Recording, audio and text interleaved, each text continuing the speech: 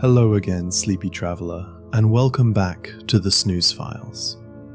Tonight, we're slipping into something a little overlooked, quietly jingling in your pocket or nestled at the bottom of your bag. It's time for a bedtime deep dive into the strange, twisty, oddly satisfying world of keys. From unlocking treasure chests and castle doors to starting your car or locking up your mailbox, keys have become a part of daily life. But have you ever wondered, why do keys look the way they do? Let's unlock the answer. Our story begins over 4,000 years ago in ancient Egypt. The earliest locks were made of wood, and so were their keys. These keys weren't small either. They were giant wooden paddles, sometimes several feet long. Imagine needing both arms to unlock your front door. Not exactly pocket-sized.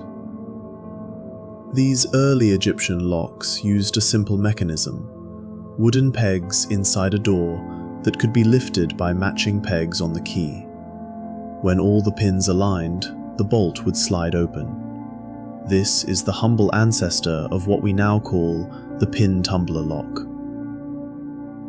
Later, the Romans stepped up the game with metal.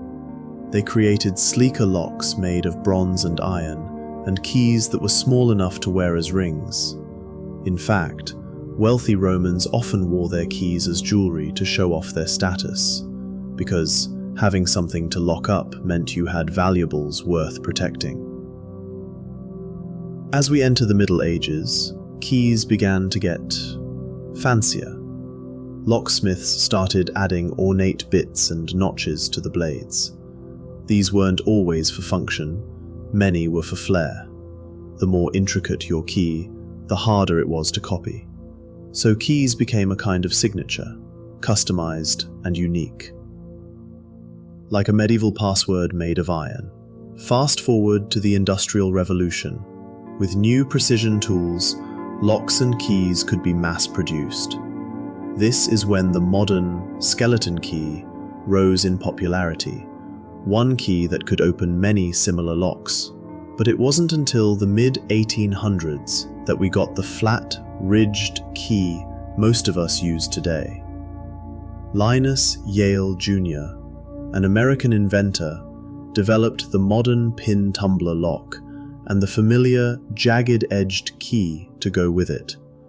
That wavy, toothy edge lines up the pins inside the lock just right, letting you turn the cylinder and open the door. And there you have it. The little notches, grooves, and teeth on your key aren't random. They're a quiet code, a whisper to the mechanism that says, "Hey, it's me, let me in." So next time you turn a key in a lock, think of ancient Egyptians, Roman jewelry, medieval blacksmiths, and clever inventors. A simple, everyday object, with centuries of sleepy secrets. If your mind is starting to wander, or your eyelids are growing heavy, feel free to drift off now. For more mundane mysteries and sleepy histories, subscribe to the Snooze Files, and send me your suggestions for future episodes. Until then, sleep tough.